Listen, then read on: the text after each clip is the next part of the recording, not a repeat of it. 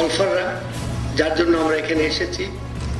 অনুষ্ঠানের বিশেষ অতিথি আমারই প্রতিবেশী, আমরা একের অন্যের জানলা দিয়ে দেখতে পারি একে অন্যের বাসাকে। হাফিজ সাহেব, ওনার বনানীতে আমরা একসাথে থাকি।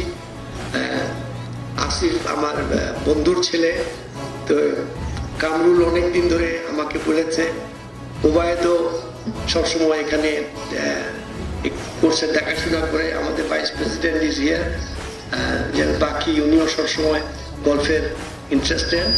আমি নিজেও বুড়ো বয়সে হলেও গল্ফের মোহতে পড়েছি।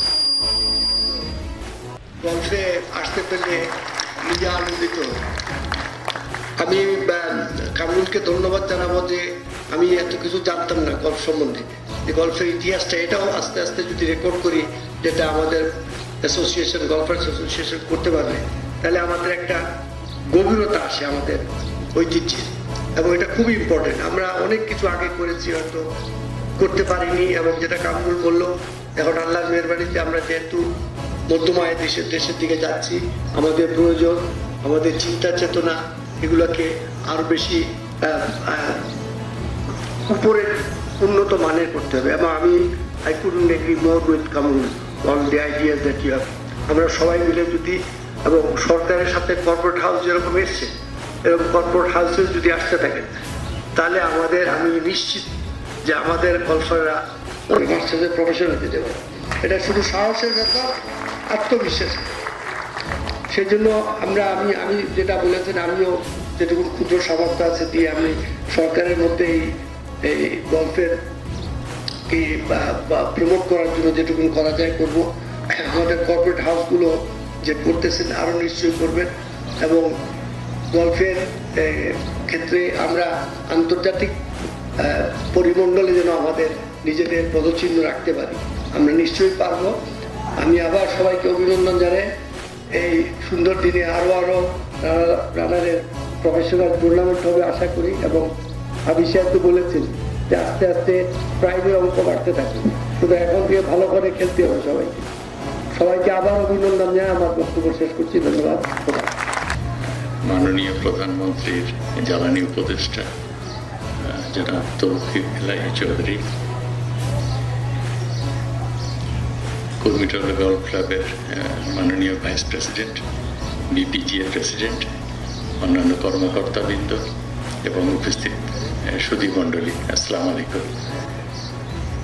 আমি প্রথমেই আমাদের প্রধান অতিথিকে বিশেষভাবে ধন্যবাদ জানাতে চাই যে ওনার শত ব্যস্ততার মাঝেও উনি আমাদের মাঝে এসে উপস্থিত হয়েছেন, এবং গল্ফকে আরো বেগবান করার জন্য, আরো বেশি উন্নতি করার জন্য উনি সবসময় পরামর্শ দিয়ে থাকেন এবং নিজে সশরীরে উপস্থিত হয়ে উৎসাহিত করেন।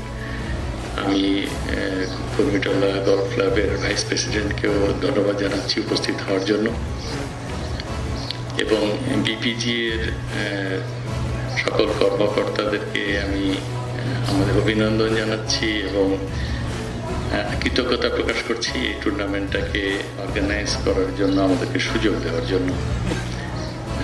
আমরা প্রতিষ্ঠান হিসাবে স্পোর্টস, আমরা আমাদের বোর্ডের ডিসিশন এটা যে আমরা শিক্ষা এবং খেলাধুলা এই দুটো খাতের মধ্যেই আমাদের সামাজিক দায়বদ্ধতার যে কর্মকাণ্ড আছে সেগুলোকে লিমিটেড করে রেখেছি আমরা ফর লাস্ট 15 years, এবং স্পোর্টসকে আমরা সবসময়ই আর বিভিন্নভাবে স্পন্সর করে থাকি, এবং গল্ফ তাদের মধ্যে একটি।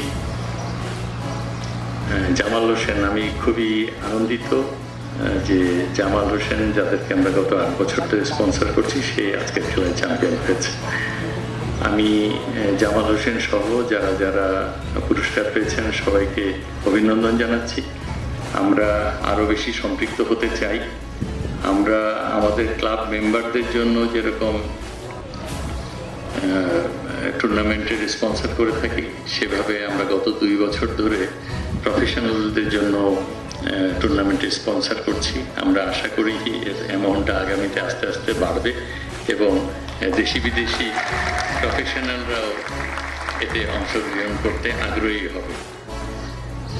আমি আবারও কুর্মিটোলা গল্ফ ক্লাবকে এবং বিপিজি এর সবাইকে অভিনন্দন জানাচ্ছি আজকের অনুষ্ঠানটাকে সুন্দরভাবে করার জন্য এবং গল্পকে আরো সামনের দিকে নিয়ে যাওয়ার জন্য ধন্যবাদ সবাইকে।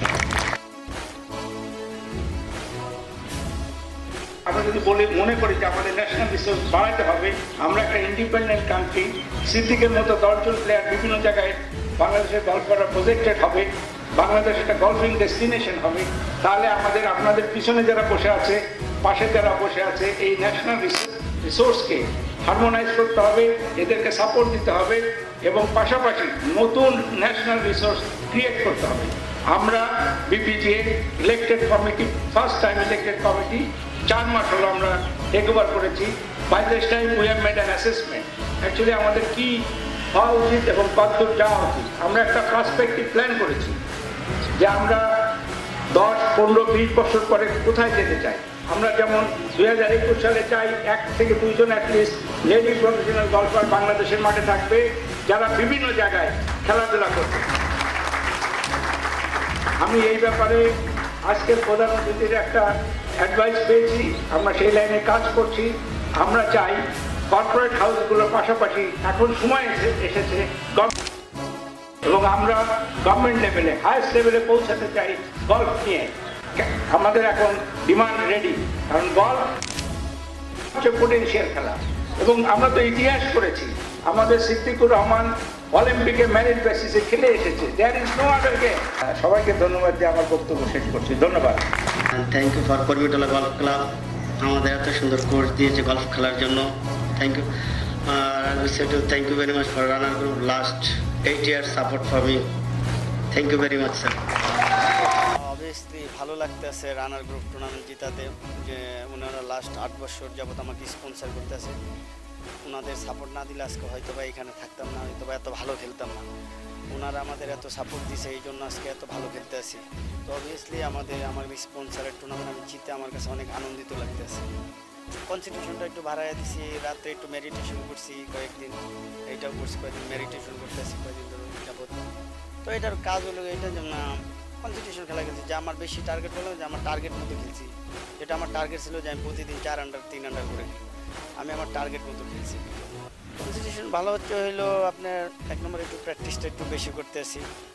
আমি লাস্ট 2 মাস আগে আমি সাভারে প্রায় 1 মাসের মতো প্র্যাকটিস করলাম। তো সেটা আসলে অনেকটা কাজ করতে আছে। এশিয়ানটার আগে সাভারে প্র্যাকটিস করলাম প্রায় আপনার 1 মাস। তো সেটা আসলে আমার অনেকটা কাজ করতে আছে। আসলে কি ওইটার প্ল্যানিংটা ছিল হইলো আমার টার্গেট ছিল যে অবশ্যই চ্যাম্পিয়ন হবো। তো আসলে যখন ফার্স্ট রাউন্ড আমি আপনার 5 ওভার খেলে ফেলি, আমার 72 হইলো লেভেল পার, তো লেভেল এর থেকে 5 শট বেশি খেলে ফেলি। তারপরে মনে হলো যে না, আমি অনেক পিছনে আছে, আমি টপ 10-এ শেষ করতে পারলে মনে হয় ঠিক আছে। তো টার্গেটটা চেঞ্জ করে টপ 10-এ নিলাম, কিন্তু আমি সাকসেস, যেমন টপ 10-এ আমি শেষ করতে পারছি। আমার পরিকল্পনা হলো যে আমি পিজিটিআই এখন তো প্রায় 7 থেকে 8টা টুর্নামেন্ট হয়ে গেছে, আমি খেলতে পারিনি, আমি খেলি নাই, শরীরটা বেশ ভালো ছিল। তো আমার প্ল্যানিং হলো যে নেক্সট পিজিটিআই টুর্নামেন্ট আমি খেলা শুরু করব, মানে যখন স্টার্ট হবে। এখন তো প্রায় আপনার 1 মাসের মতো পিজিটিআই টুর্নামেন্ট নাই, তো 1 মাস পরে পিজিটিআই টুর্নামেন্ট শুরু হয়ে যাবে। তো আমি ইন্ডিয়াতে খেলবো PGTI. Thank you very much. খুবই ভালো লাগতেছে বাংলাদেশ রানার প্রফেশনাল টুর্নামেন্টে রানার আপে। তো এটা আমার লাইফের বেস্ট পারফরমেন্স, খুবই আনন্দ লাগ। আমার গল্ফ খেলতেছি 7 বছর যাবত। তো আমার লাইফে এম ছিল যে ভালো গল্ফার হব। সিদ্দিক ভাইকে দেখে আমাদের গল্ফ খেলার অনুপ্রেরণা জাগে। তো গল্ফ আমরা রেগুলার প্র্যাকটিস করি, সকালে এসে রেঞ্জে বল প্র্যাকটিস করি বা শর্ট গেম প্র্যাকটিস করি এবং বিকালবেলা এক্সারসাইজ করি। এইভাবে আমাদের প্রতিদিন দৈনন্দিন প্র্যাকটিস। ভবিষ্যতে বাইরে খেলার চিন্তা ভাবনা আছে, যদি পারফরমেন্স আরও ভালো হয় তো বাইরে কোয়ালিফাই করতে যাবো ইনশাল্লাহ। আর আমাদের স্পন্সর আছে প্যারাগন, উনি আমাদের সাপোর্ট দেয়। আমি প্লাস নাজিম আর এমএচআর আকবর, আমাদের 3 জন প্যারাগন, মশিউর রহমান স্যার আমাদের সাপোর্ট দেয়। ইনশাল্লাহ আগামী টুর্নামেন্ট আরও ভালো হবে আশা করি। তো আমার যে সমস্যাটা ছিল ক্লাবের সমস্যাটা মোটামুটি সমাধান হয়েছে। ইনশাল্লাহ নেক্সট টুর্নামেন্ট আরও ভালো পারফরমেন্স করার চেষ্টা করব।